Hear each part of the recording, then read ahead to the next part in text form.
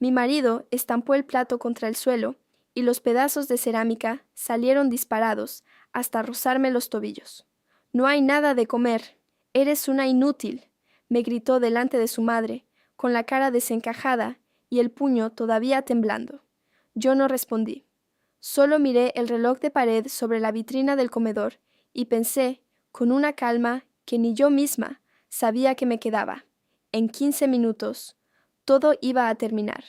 Mi suegra, Amparo, soltó una risita seca desde su silla, esa risa pequeña y venenosa que llevaba años clavándoseme bajo la piel. Alejandro seguía de pie frente a mí, respirando como un toro furioso, esperando que yo hiciera lo de siempre. Bajar la cabeza, pedir perdón, recoger el desastre y correr a la cocina a improvisar otra cena. Pero aquella noche ya no. Aquella noche yo no estaba derrotada. Aquella noche yo ya había dejado de ser su víctima. Y ellos todavía no lo sabían. Me llamo Lucía. Tengo 33 años. Y si algo aprendí durante mi matrimonio, fue que hay hombres que no levantan la voz de golpe. La van afinando poco a poco, como si te entrenaran para soportarla. Primero corrigen, luego desprecian, después controlan. Y cuando por fin te rompen delante de otros, ya han conseguido que todos crean que la culpa es tuya. Conocí a Alejandro en una terraza del barrio de Salamanca, una tarde de mayo en la que Madrid olía a calor nuevo y a café recién molido. Yo había quedado con una compañera de universidad que llegó 40 minutos tarde, y mientras esperaba, él se acercó a mi mesa con una sonrisa impecable y una pregunta ensayada pero efectiva. «Perdona, ¿este asiento está libre o tengo que competir con alguien imaginario?» Recuerdo que me reí, no porque fuera especialmente original, sino porque Alejandro tenía ese tipo de presencia, que parecía llenar el espacio antes de hablar. Iba bien vestido, olía a colonia cara y tenía la clase de seguridad que, a cierta edad, una confunde con madurez. Me dijo que trabajaba en el área financiera de una empresa de importaciones, que vivía solo, que adoraba cocinar y que admiraba a las mujeres independientes. Esa frase en su boca sonó como música. Ahora sé que algunos hombres estudian exactamente qué decir para parecer el refugio que una cree necesitar. Los primeros meses fueron vertiginosos. Ramos de flores al trabajo, mensajes de buenos días, cenas en sitios elegantes, fines de semana improvisados en Toledo o Segovia. Alejandro parecía atento, protector, resolutivo. Si yo decía que estaba cansada, él ya había pedido cena. Si comentaba que me dolía la cabeza, aparecía con ibuprofeno y una manta. Si yo dudaba de algo, él respondía con esa voz firme que hacía parecer sencillo cualquier problema. Y ahí estuvo la primera trampa, porque una cosa es que alguien te cuide, y otra, muy distinta, es que empiece a pensar por ti. Pero en aquel momento yo no lo vi. Después de varias relaciones tibias, de hombres emocionalmente ausentes o eternamente indecisos, Alejandro me pareció una excepción. El tipo de hombre que sabe lo que quiere. El tipo de hombre que no juega. 6 meses después, me pidió matrimonio durante una cena frente al mar, en una escapada de fin de semana a Valencia. No hubo grandes fuegos artificiales, ni violinistas, solo un anillo, una copa de vino y una frase muy simple. «Contigo, siento que por fin tengo una familia». Debí haberme fijado en que no dijo «quiero construir una familia contigo», dijo «tener». Nos casamos rápido, demasiado rápido quizá, una boda elegante, no muy grande, organizada casi entera por Amparo, su madre. Ella fue encantadora. Al principio, de hecho, si me preguntaran hoy cuál fue la primera persona que supo exactamente dónde presionar para deshacerme por dentro, diría su nombre sin dudar. Amparo no necesitaba gritar para humillar. Le bastaba una mirada de arriba abajo y una frase dicha con tono amable. «Qué guapa estás, Lucía», me dijo el día que fui a elegir mi vestido de novia. Aunque ese corte marca un poco las caderas. Pero bueno, si a Alejandro le gusta, sonrió después como si fuera un comentario inocente. Yo también sonreí. Qué ingenua era. Al principio pensé que eran roces normales, entre suegra y nuera. Detalles, pequeñas tensiones. Ella criticaba cómo doblaba las toallas, cómo aliñaba la ensalada, cómo colocaba las copas cuando venían invitados. Si yo preparaba merluza al horno, decía que estaba seca. Si hacía tortilla, le faltaba jugosidad. Si hablaba mucho, era invasiva. Si hablaba poco, parecía antipática. Alejandro siempre restaba importancia. Ya sabes cómo es mi madre, me decía, besándome la frente. No le hagas caso. Pero sí le hacía caso. Claro que se lo hacía, porque poco a poco dejó de defenderme y empezó a corregirme él también. Al principio eran cosas pequeñas. No interrumpas tanto cuando hablamos con mis amigos. Ese vestido es demasiado ajustado para una cena con clientes. No hace falta que trabajes tantas horas, Lucía. Yo puedo ocuparme. Yo era arquitecta de interiores. Me gustaba mi trabajo. Me gustaba ganar mi dinero, tener mis horarios, mis proyectos, mi cansancio propio. Pero Alejandro empezó a decir que no tenía sentido que yo me agotara para 4 duros cuando él podía mantener la casa sin problema. Lo presentaba como un gesto de amor, de protección, de estabilidad. Y yo, que entonces todavía confundía la renuncia con la paz, cedí. Dejé el estudio donde trabajaba un mes después de la luna de miel. Esa fue la segunda trampa, porque en cuanto dejé de tener ingresos propios, las reglas cambiaron. Y no de golpe, no, peor. Cambiaron despacio, como cambia la temperatura del agua antes de que te des cuenta de que te estás quemando. Yo me encargo de las cuentas, amor. Así tú estás tranquila. No compres nada sin avisarme, que este mes voy justo.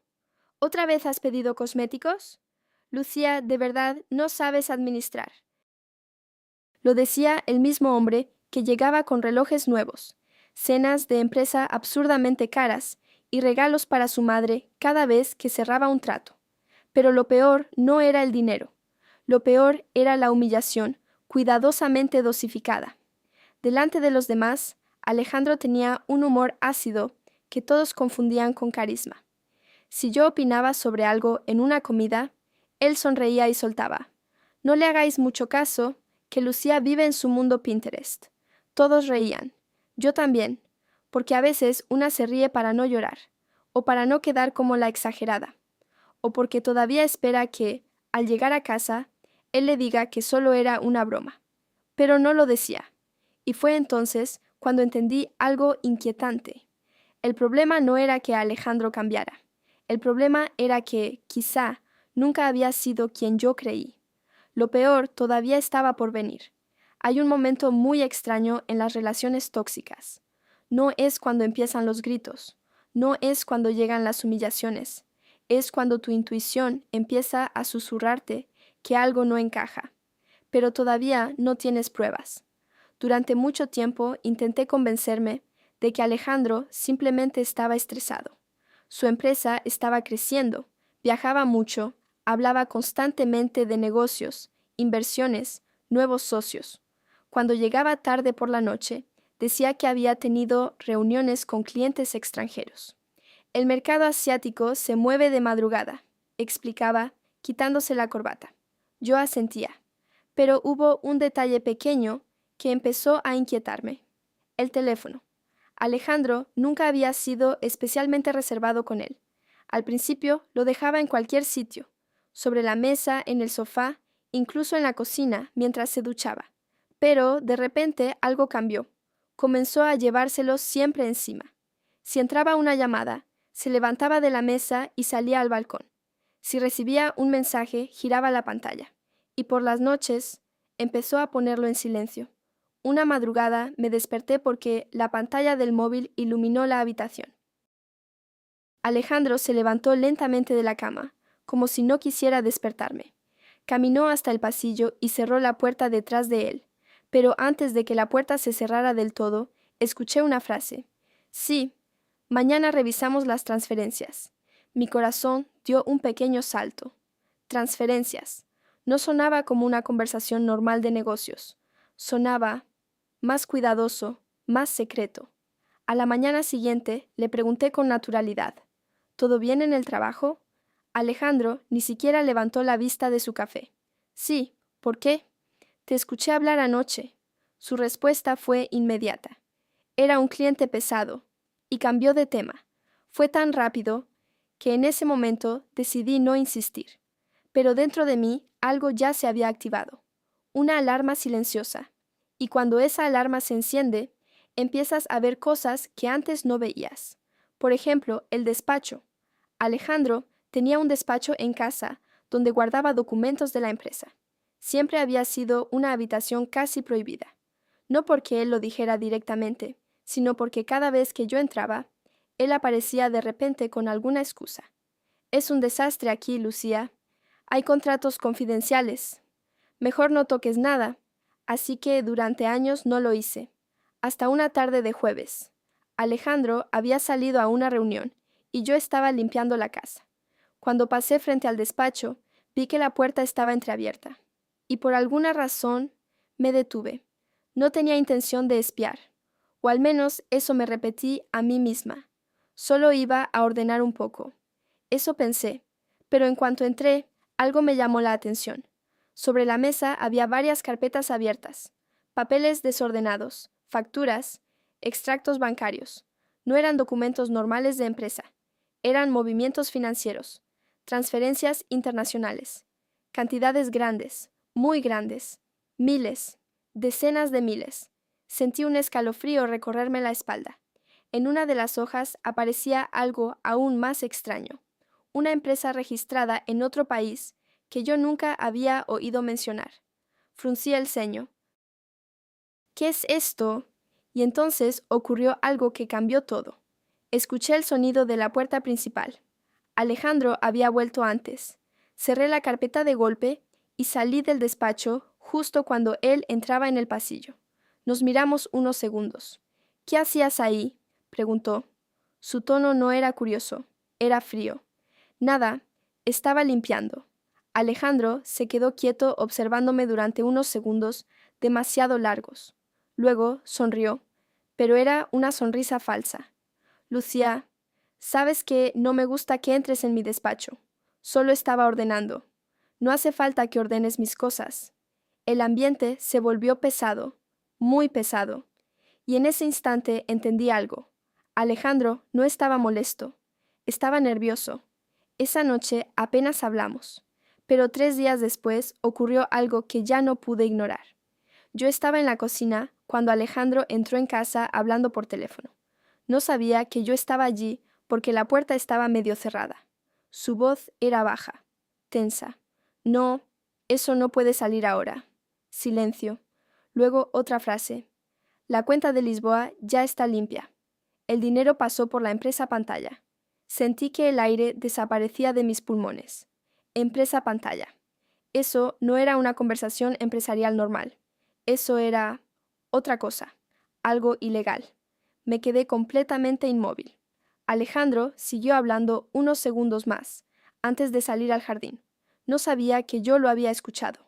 Y en ese momento sentí 2 cosas al mismo tiempo: miedo y claridad, porque de repente todas las piezas empezaron a encajar. Las llamadas nocturnas, las transferencias, las empresas en el extranjero. Alejandro no solo tenía secretos. Alejandro estaba metido en algo muy peligroso. Pero lo peor todavía no lo sabía, porque unos días después descubriría algo aún más inquietante, algo que podía destruir mi vida también. Y fue entonces cuando decidí empezar a investigar, porque si Alejandro estaba haciendo algo ilegal, yo necesitaba saber exactamente hasta dónde llegaba todo. Pero lo que descubrí después cambió completamente las reglas del juego. Hay un momento muy específico en el que una mujer deja de sentirse confundida y empieza a pensar con absoluta claridad. Ese momento llegó para mí la noche en que escuché a Alejandro hablar de la cuenta de Lisboa. Dormí muy poco esa madrugada. Mientras él roncaba tranquilamente a mi lado, yo miraba el techo con los ojos abiertos, repasando cada detalle de los últimos meses, las llamadas nocturnas, los documentos en su despacho, las transferencias internacionales. Todo encajaba demasiado bien, Pero había algo más que me inquietaba profundamente. Una pregunta. ¿Y si todo estaba a mi nombre también? Porque durante años yo había firmado cosas sin leer demasiado. Formularios del banco, documentos de la empresa, trámites que Alejandro me pedía con la excusa de que era solo papeleo. En ese momento sentí un escalofrío. Si él estaba haciendo algo ilegal, podía haberme usado como escudo. Y entonces tomé una decisión. No iba a enfrentarlo. No iba a discutir. Primero iba a saber la verdad. A la mañana siguiente, Alejandro salió temprano. Dijo que tenía una reunión con inversores. En cuanto cerró la puerta, esperé 10 minutos. Luego fui directamente al despacho. Mi corazón latía fuerte mientras abría la puerta. Durante años, esa habitación había sido territorio prohibido, pero ahora miraba todo con otros ojos, no como una esposa curiosa, sino como alguien que estaba investigando. Me senté frente al escritorio. Abrí las carpetas, esta vez con calma. Había contratos de varias empresas, algunas registradas en España, otras en Portugal, incluso una en Panamá. Sentí un nudo en el estómago. Aquello no era una simple empresa de importaciones, era una red de empresas, empresas que transferían dinero entre sí constantemente, movimientos circulares, entradas, salidas, nuevas transferencias, y de repente vi algo que me heló la sangre, mi nombre. En uno de los documentos aparecía mi firma. Era un poder administrativo dentro de una de esas empresas. Fruncí el ceño. No recuerdo haber firmado esto. Revisé otro documento, otra vez mi nombre, otro y otro. Sentí que el suelo desaparecía bajo mis pies. Alejandro me había convertido, sin decírmelo claramente, en parte del sistema. Si todo aquello salía a la luz, yo también podría quedar implicada. Me quedé sentada varios minutos sin moverme, respirando despacio, pensando, y entonces ocurrió algo curioso. En lugar de entrar en pánico, mi mente se volvió increíblemente fría. Si Alejandro había sido capaz de usarme durante años, yo también podía usar lo que sabía. Saqué mi teléfono. Empecé a fotografiar documentos, contrato por contrato, extracto por extracto, transferencia por transferencia. Luego encontré algo todavía más grave, una carpeta negra guardada dentro de un cajón cerrado. Tuve que forzar un poco la cerradura con un cuchillo de cocina.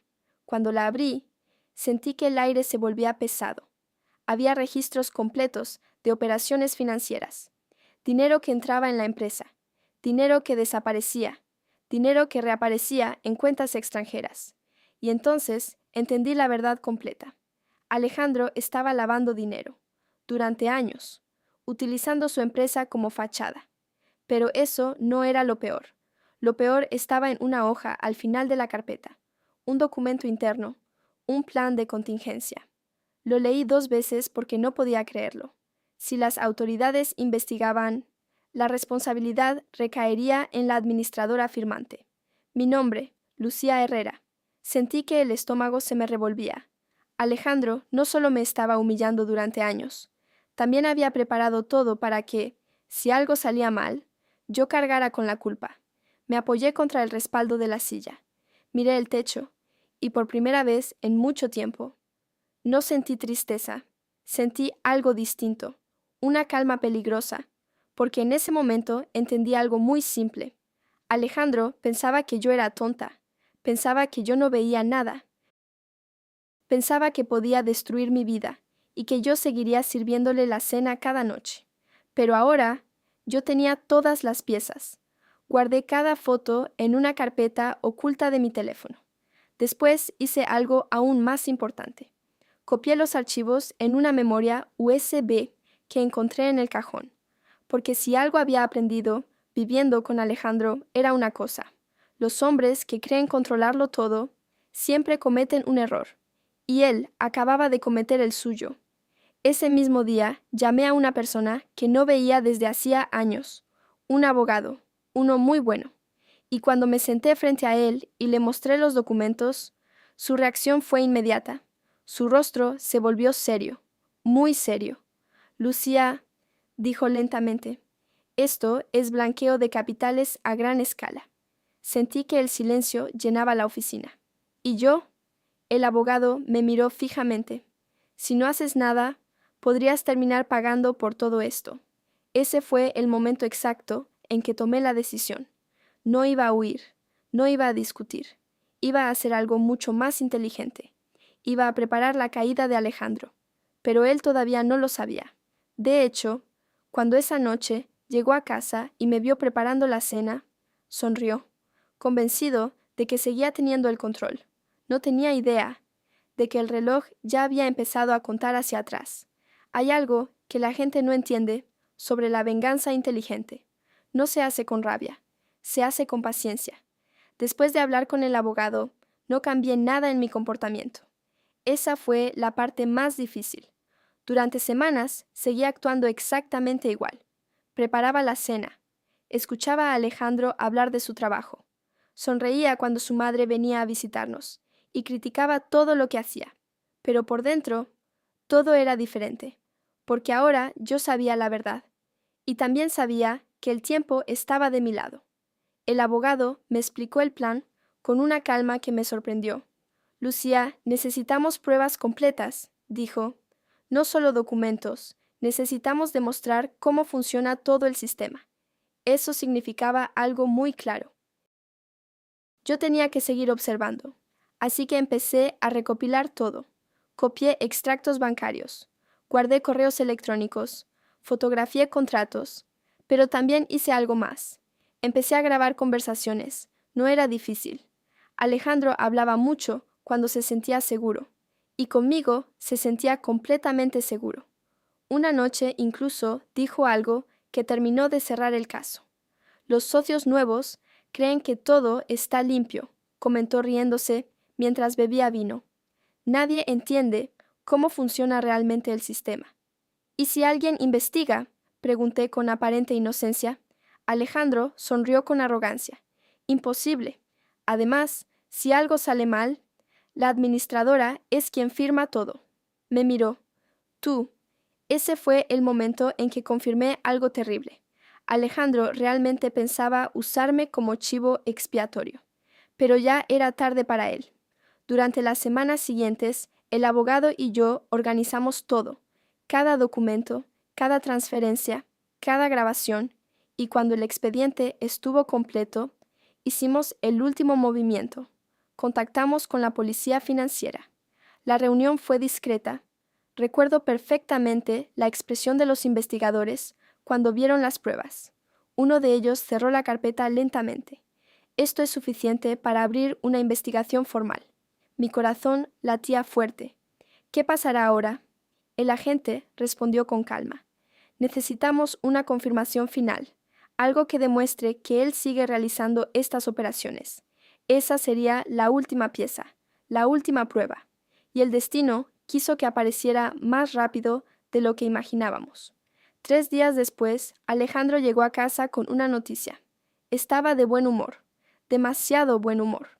Cerramos una operación grande hoy, dijo mientras se servía whisky. Una transferencia importante. Sentí que el momento había llegado. ¿A Portugal otra vez? Pregunté casualmente. Alejandro levantó una ceja. ¿Cómo sabes eso? Sonreí ligeramente. Te escuché mencionarlo antes. Alejandro dudó unos segundos, pero luego se encogió de hombros. Sí, Lisboa. Y volvió a hablar por teléfono más tarde esa misma noche, mientras caminaba por el salón, mientras explicaba exactamente cómo iban a mover el dinero, y mientras mi teléfono, oculto sobre la estantería, grababa todo. Esa misma grabación fue enviada al día siguiente a los investigadores. 2 días después recibí una llamada. Lucía, dijo el agente, tenemos suficiente. La orden de arresto estaba preparada.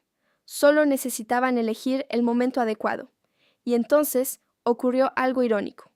El propio Alejandro eligió ese momento sin saberlo. Esa misma semana invitó a su madre a cenar en casa. Quería celebrar su nuevo éxito empresarial.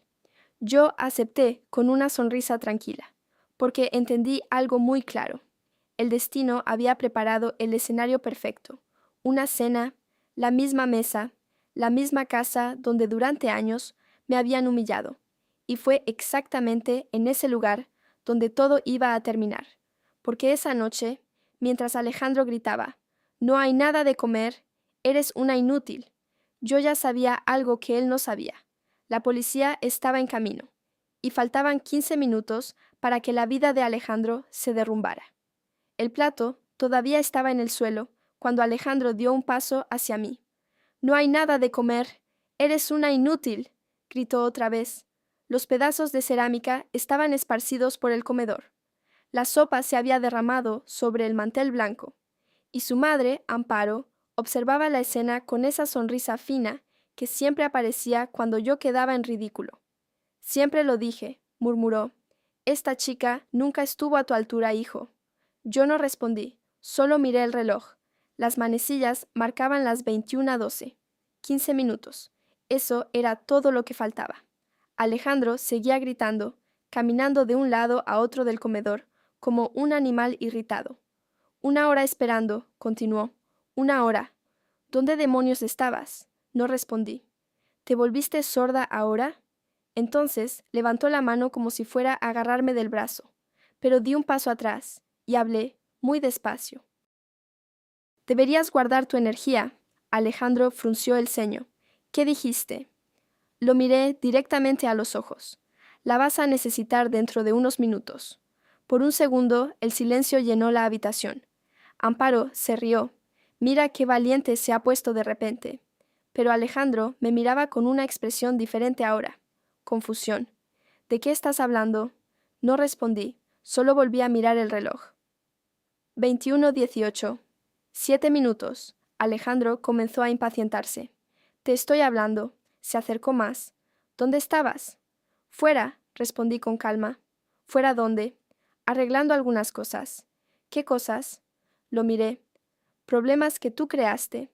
Su rostro cambió. «Lucía, deja de hablar en acertijos».